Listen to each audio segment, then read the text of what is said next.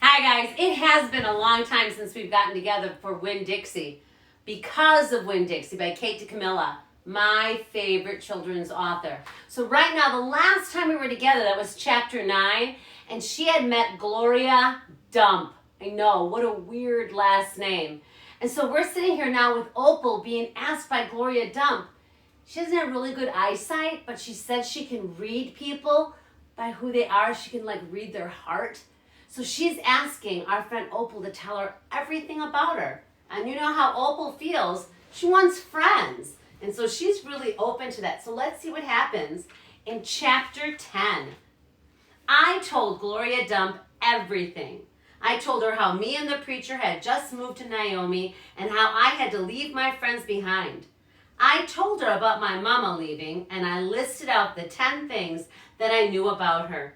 And I explained that here in Naomi, I missed Mama more than I had ever had in Watley.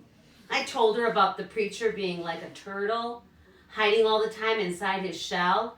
And I told her about finding Winn Dixie in the produce department and how because of him, I became friends with Miss Franny Block.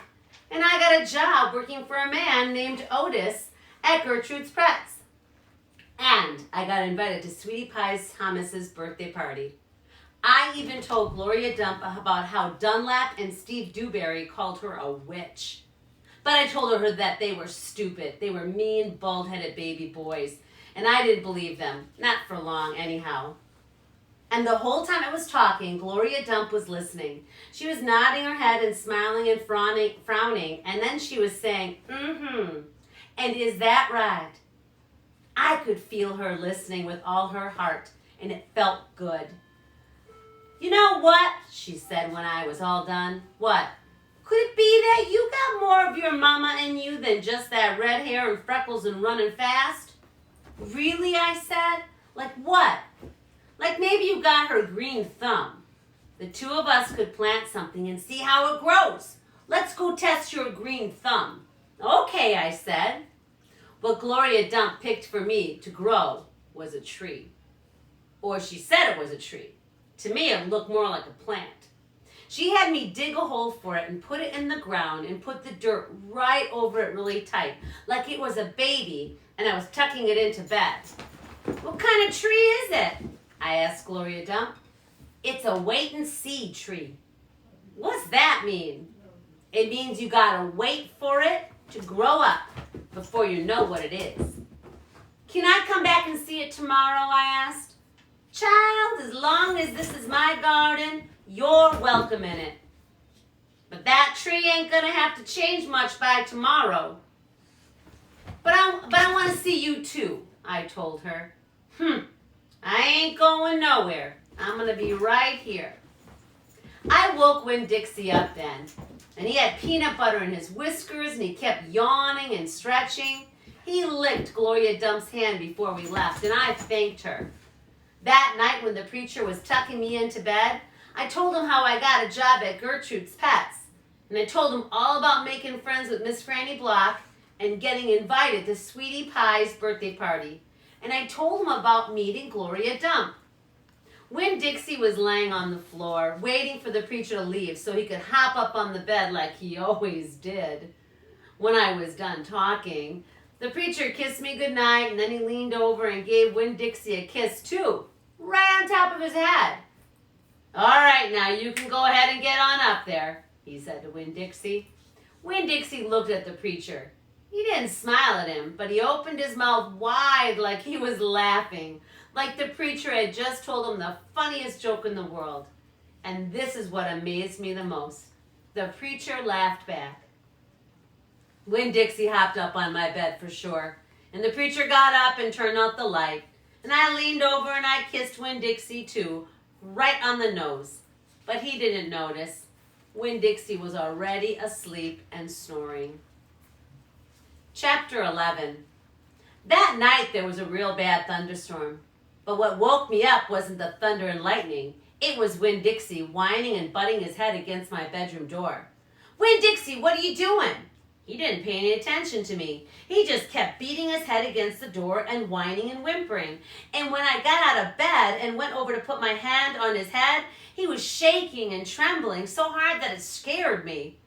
I knelt down and wrapped my arms around him, but he didn't turn and look at me or smile or sneeze or wag his tail or do any kind of normal thing Winn Dixie did. He just kept on beating his head against the door, crying and shaking. "You want the door open? Huh? Is that what you want?" I stood up and opened the door, and Winn Dixie flew through it, like something big and ugly and mean was chasing him. "Winn Dixie, come back here!" I didn't want him to go and wake up the preacher. It was too late. Winn Dixie was already at the other end of the trailer in the preacher's room. I could tell because there was a sparoof noise that must have come from Winn Dixie jumping on the bed, and there was a sound of the preacher like he was real surprised. But none of it lasted very long because Winn Dixie came tearing back up on the preacher's room, panting and running like crazy. I tried to grab him, but he was going too fast. "Opal," said the preacher. He was standing at the door of his bedroom with his hair all kind of wild. "Opal, what's going on?" "I don't know." But just then there was a huge crack of thunder, one so loud that it shook the whole trailer. And Winn Dixie came shooting back out of my room and went running right past me, and I screamed, "Daddy, watch out!" But the preacher was still confused. He just stood there, and Winn Dixie came barreling right up toward him like he was a bowling ball, and the preacher was one of the pins left standing. And whop! Right there to the ground the preacher went. "Opal!" And he was laying on his stomach, and Winn Dixie was sitting on top of him. "Yes, sir?" "Opal?" "Yes, sir." "Do you know what a pathological fear is?" "No, sir." The preacher raised his hand and he rubbed his nose. "Well, it's a fear that goes way beyond normal fears. It's a fear you can't be talked out of or reasoned out of." Just then there was another crack of thunder, and Winn Dixie rose straight up in the air like somebody had poked him with something hot. And when he hit the floor, he went running, and he ran right back to my bedroom and didn't even try to catch him. I just sat there and tried to get out of the way. But the preacher, though, was laying there on the ground rubbing his nose, and finally he said, "Opal, I believe Winn Dixie has a fear of thunderstorms." Just when he finished his sentence, Winn Dixie came running to save his life. I got the preacher up off the floor just in time. There didn't seem to be a thing we could do for Winn Dixie to help him feel better. So we just sat there and watched him go back and forth, terrorized and panting. And every time there was a crack of thunder, Winn Dixie acted as if it was the first time he heard it and it was the end of the world. "The storm won't last long," the preacher told me, "and when it's over, Winn Dixie will come back." After a while, the storm did end, and the rain stopped. And there wasn't any more lightning, and finally the thunder rumble, it went away, and Winn Dixie quit running back and forth. What in the world are you two doing out of bed in the middle of the night? Looked like what he was saying to us when he came and cocked his head right there on the preacher's lap. And then he crept off the couch in a very funny way he always does. And where he gets off the couch inch by inch, kind of like sliding himself onto it, looking kind of in different directions, but all of a sudden, there he was. And so the three of us sat there. I rubbed Winn Dixie's head and scratched him behind the ears the way he likes it, and the preacher said, "There's an awful lot of thunderstorms in Florida in the summertime." "Yes, sir," I said. "I was afraid that may be what we would say. We wouldn't be able to keep a dog who went crazy with this fear every time when there's a crack of thunder." Instead, the preacher said, "We're going to have to keep an eye on him." And he put his arm around Winn Dixie. "We'll have to make sure he doesn't get out during a storm. He might run away. We have to keep him with us to keep him safe."